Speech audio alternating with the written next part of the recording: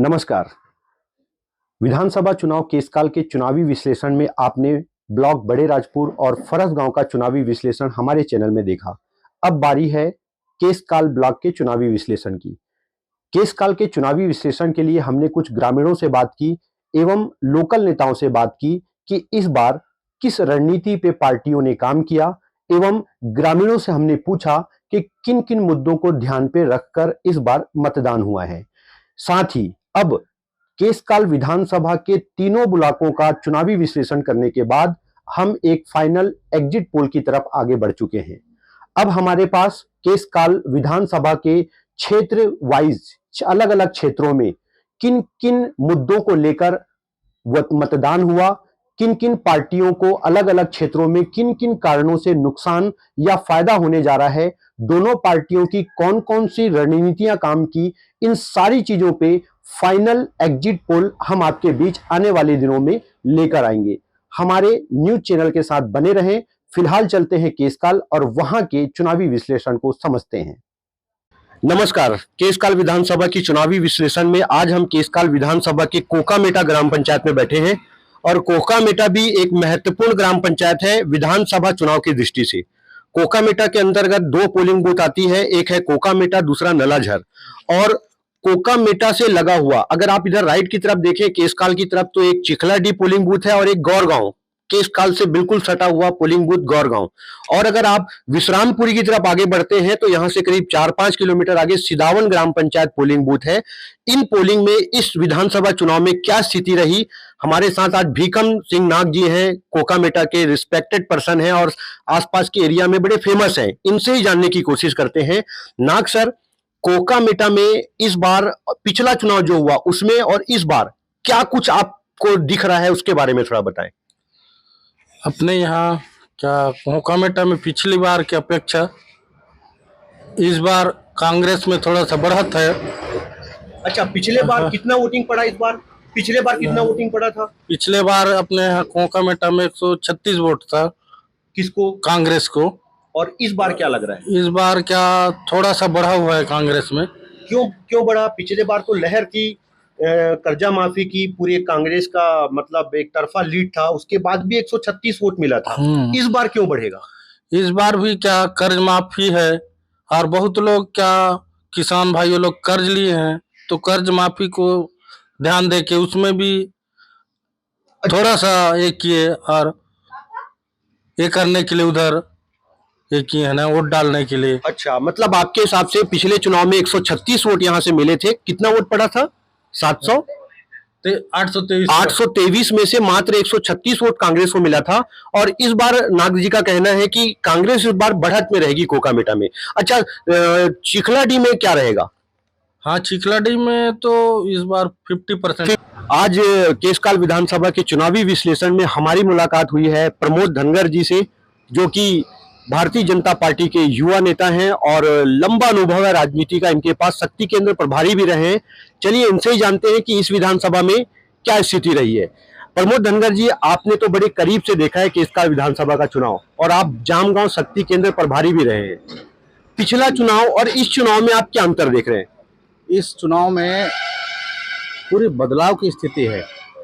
पिछले बार जो 1800 लगभग प्लस था केसकाल अपना मंडल, तो इस बार जो है वो डबल जो है बीजेपी को प्लस जाएगा। पिछले बार जैसे हमारा शक्ति केंद्र में एक मतदान केंद्र है नीरा चिंदली, उंदरी बटराली, ये सब में ऐसा परिवर्तन का माहौल चला है कि आप जब 3 तारीख को रिजल्ट आएगा तो आपको पता चलेगा कि वाकई में परिवर्तन का लहर था। अच्छा, आपने बोला इस बार डबल अंतर होने वाला है। पिछले विधानसभा में कांग्रेस प्लस में रही थी, करीब 1500 से 2000 के बीच वोट। तो इस बार आपको क्या लगता है कि इस पूरे आपके मंडल में इस बार आप कितना प्लस रहने वाले? लगभग 2000 का हमारे मंडल में प्लस तो जाएगा ही। कुएमारी, बेड़मा मारी या रांधना, उस बेल्ट में इस विधानसभा में छप्पर फाड़, मतलब बहुत ही ज्यादा मतदान, 90 to 93% का मतदान हुआ है। लेकिन ये भी बोला जा रहा है कि आम आदमी पार्टी से जो प्रत्याशी हैं वो वहां के रहने वाले हैं, वहां का त्रिकोणीय मुकाबला होने जा रहा है। आप इसको किस ओर देखते हैं? वहाँ त्रिकोणीय मुकाबला नहीं है। वहाँ एक्चुअल में क्या है, वहाँ की जो एक सड़क है जो है कुएंमारी क्षेत्र का लाइफलाइन सड़क है। बरसात में बहुत तकलीफ होता था। बरसात या किसी भी मौसम में कुएंमारी जाना माने एक दुखद सफर था। उस स्थिति को जो है वहाँ से निपटने के लिए टेकाम साहब ने जो मेहनत किया था उस क्षेत्र में सड़क बनाने का, वो उनको कहीं ना कहीं फायदा दिलाएगा। उस क्षेत्र के वासियों ने टेकाम साहब को इसलिए समर्थन भी दिया है। केसकाल ब्लॉक के चुनावी विश्लेषण में आज हम आ गए हैं सगीर कुरैशी जी के पास। और आपको पता होगा सगीर कुरैशी जी छत्तीसगढ़ प्रदेश कांग्रेस कमेटी के सचिव हैं, वरिष्ठ कांग्रेसी हैं। पूरे विधानसभा क्षेत्र में जबरदस्त पकड़ है और संतराम नेताम के चुनावी अभिकर्ता भी रहे हैं और बड़ी बारीक से पूरे विधानसभा के चुनाव को इन्होंने देखा है। लेकिन आज हमारा चुनावी विश्लेषण है केसकाल ब्लॉक को लेकर। तो आपका स्वागत है हमारे चैनल में। और सबसे पहले तो आपसे ये जानना चाहेंगे कि पिछला चुनाव 2018 का विधानसभा चुनाव और अभी के चुनाव में कैसा कुछ रहा, कुछ अपना एक्सपीरियंस बताएं। पिछले विधानसभा में केसकाल ब्लॉक में 99 पोलिंग थी और इस बार केसकाल जो प्रशासनिक ब्लॉक है उसमें 104 पोलिंग है। लेकिन 23 पोलिंग को हमने धनोरा जो संगठन का ब्लॉक है वो अलग से बनाया है और वहीं पर 14 पोलिंग जो फरसगांव ब्लॉक के बना के 37 पोलिंग का एक अलग संगठन ब्लॉक बनाए हैं। और मैं आपको विश्वास दिलाता हूं, मुझको पूरा विश्वास है कि पिछले बार की तुलना में जो कांग्रेस सरकार की नीति रही, कांग्रेस सरकार की जो मुख्यमंत्री भूपेश बघेल जी का जो कार्यक्रम रहा और माननीय श्री संतराम नेताम जी लगातार 10 साल से इस क्षेत्र में विधायक रहे और विधायक रहने के बाद उन्होंने सेवा का जो काम किया है उसका जो लाभ हमको देखने को मिल रहा है। भले कोई कुछ भी करे, पिछले बार से भी स्थिति अच्छी है। मैं उसी पे आ रहा हूँ। केसकाल विधानसभा में केसकाल ब्लॉक की अगर बात करें तो पिछले चुनाव में आप लगभग 1800 वोटों से आगे रहे।